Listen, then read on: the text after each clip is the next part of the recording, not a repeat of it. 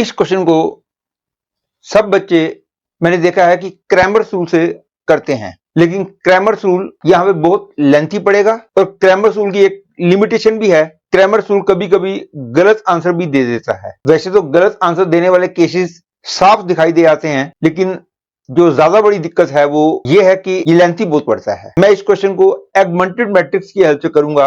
एगमेंटेड matrix की help से जब मैं क्वेश्चन करता हूं तो मैट्रिक्स को मैं इचेलॉन फॉर्म में कन्वर्ट करता हूं। इचेलॉन फॉर्म क्या होती है और साइमल्टेनियस इक्वेशंस को सॉल्व करने के लिए एगमेंटेड मैट्रिक्स को कैसे यूज किया जाता है, इसके लिए आपको मेरा जेई लेवल का डिटरमिनेंट्स एंड मैट्रिसेस चैप्टर का वीडियो लेक्चर देखना होगा। और यदि आपको ये वाला मेथड पता है तो आपको पता होगा कि मैं इचेलॉन फॉर्म में कन्वर्ट करने के लिए केवल 3 एलिमेंट्स को 0 बनाता हूं और उन 3 एलिमेंट्स को 0 बनाते ही ये सारे केसेस डिस्कस हो जाएंगे। जबकि क्रैमर्स रूल से इसको करने के लिए आपको D1, D2, D3 ये चारों कैलकुलेट करने पड़ेंगे, उसके बाद ही ये सारे केसेस डिस्कस हो पाएंगे। लेकिन क्रैमर्स रूल की भी अपनी इंपॉर्टेंस है। ये सब बातें मैंने डिटरमिनेंट्स एंड मैट्रिसेस चैप्टर में वीडियो लेक्चर में डिस्कस की है। लेकिन साइमल्टेनियस इक्वेशन को सॉल्व करने के लिए मोस्टली मैं एगमेंटेड मैट्रिक्स को यूज करना प्रेफर करता हूं। सबसे पहले मैं एगमेंटेड मैट्रिक्स को बनाता हूं।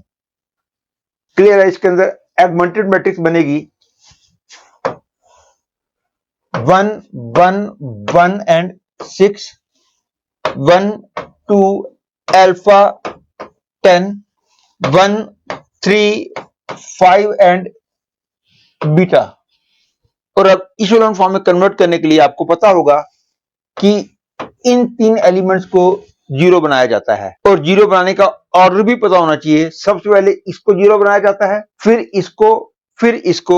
That is the best way of converting the augmented matrix into echelon form. यदि किसी और ऑर्डर में 0 बनाओगे तो आपको दिक्कत भी आ सकती है और क्वेश्चन लेंथी भी पड़ सकता है। ये सब बातें आपको तभी समझ आएंगी जब आप अपने हाथ से क्वेश्चन करोगे, तब आप देखोगे डिफिकल्टी कहां आती है यदि आप किसी और ऑर्डर में 0 बनाओगे। तो मेरा मतलब है कि जब आप पहले इसको 0 बनाते हो, फिर इसको 0 बनाते हो, फिर इसको 0 बनाते हो, तो ऐसा करने से कभी भी दिक्कत नहीं आती है। लेकिन यदि आप किसी और ऑर्डर में 0 बनाओगे तो एक 0 जब बना ली होगी तब दूसरी या तीसरी 0 बनाने के दौरान पहले कोई बनाई हुई 0 खराब हो सकती है और इसलिए आपका सॉल्यूशन लेंथी पड़ सकता है। इसलिए बेस्ट है कि पहले इसको 0 बनाओ, फिर इसको 0 बनाओ, फिर इसको 0 बनाओ। और इन सब बातों को यूज करते हुए पहले मैं इसको 0 बना रहा हूं।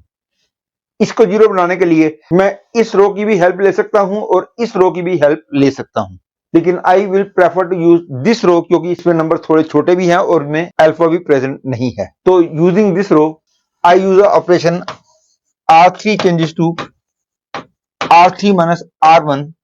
I'll get 1, 1, 1 and 6, 1, 2 alpha 10, 0, 2 4 and beta minus 6। और अब हम इसको 0 बनाते हैं। ध्यान दो इस बात पे कि यदि मैं इसको 0 बनाने की मैं कोशिश करूंगा तो ये वाली 0 खराब हो जाएगी, क्योंकि इसको 0 बनाने के लिए या तो इस रो को सब्ट्रैक्ट करूंगा तो यहां 0 बनेगी, या इस रो को 2 से मल्टीप्लाई करके इसमें से सब्ट्रैक्ट करूंगा तो यहां 0 बनेगी। लेकिन ऐसा करने से ये वाली 0 खराब हो जाएगी मेरी। इसलिए जैसा कि मैंने बताया है कि पहले इसको 0 बनाओ, फिर इसको, फिर इसको, इससे कभी भी दिक्कत नहीं आएगी आपको।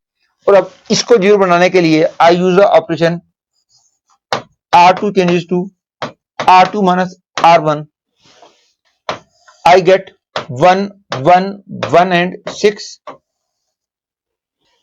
0, 1 alpha minus 1 and 4, 0, 2, 4 and beta minus 6। और अब मैं इसको 0 बनाऊंगा, इसके लिए मैं इसको 2 से मल्टीप्लाई करके इसमें से सब्ट्रैक्ट कर दूंगा तो यहां 0 बन जाएगी। तो using the operation R3 changes to R3 minus 2R2, I will get 1, 1, 1 and 6,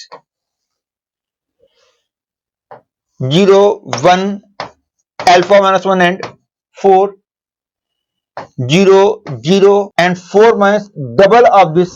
यहां पे मेरे को मिलेगा 6 minus 2 alpha और यहां पे मेरे को मिलेगा beta minus 14। And now using the concept of augmented matrix, I can immediately say that if 6 minus 2 alpha is non zero तो unique solution will be there. In this case beta की value जो मर्जी हो जाए unique solution जरूर होगा। और यदि ये जीरो हो गया तब हम इसको देखेंगे। यदि ये जीरो हो गया मतलब 6 minus 2 alpha is 0, that is alpha is 3। यदि यहां जीरो है तो यदि ये नॉन जीरो हुआ तो नो सोल्यूशन आएगा, और यदि ये जीरो हो गया तो इनफाइनाइट नंबर ऑफ सॉल्यूशंस आएंगे। तो मैंने सारे केसेस डिस्कस कर दिए कि अल्फा नॉट इक्वल टू 3 में, that is this case, whatever is beta, unique solution will be there. If alpha is equal to 3 and beta equal to 14, infinite number of solutions will be there. And if alpha is equal to 3 and beta is not equal to 14, no solution will be there. इस choice में कहा गया है unique solution for alpha equal to 3 beta not equal to 14, लेकिन हमने देख लिया unique solution तो केवल तब है जब अल्फा नॉट इक्वल टू 3 होगा। तो इसका मतलब हो गया this statement is not true, क्योंकि यूनिक सॉल्यूशन तो केवल तब है जब अल्फा नॉट इक्वल टू 3 है। इस केस में यूनिक सॉल्यूशन नहीं है। एक्चुअली ये केस है alpha equal to 3 beta not equal to 14 का मतलब ये केस है नो सॉल्यूशन वाला, लेकिन क्योंकि कहा गया है unique solution therefore this choice becomes wrong. लेकिन मैं बाकी चॉइसेस को भी चेक करके दिखा दूंगा, क्योंकि ये कोई जरूरी नहीं है कि ये पहली चॉइस आए, हो सकता है ये फोर्थ चॉइस में आता। तो you must know the way of checking all the choices.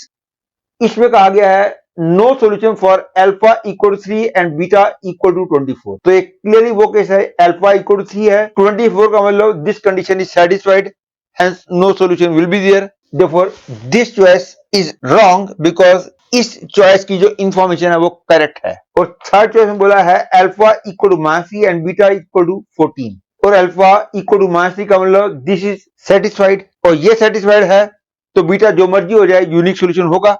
इसलिए इस चॉइस की इंफॉर्मेशन भी करेक्ट है, hence this choice will also be rejected. Fourth choice में बोला है system has infinitely many solutions for alpha equal to 3 and beta equal to 14। ये मैंने देख लिया था alpha equal to 3 beta equal to 14 में इनफाइनाइट नंबर ऑफ सॉल्यूशंस थे, इसलिए इस चॉइस की इंफॉर्मेशन भी करेक्ट हुई। Therefore this choice will also be rejected. ध्यान देना क्वेश्चन में बोला गया था which of the following is not true, hence information of first choice is not true, therefore first choice becomes the correct choice.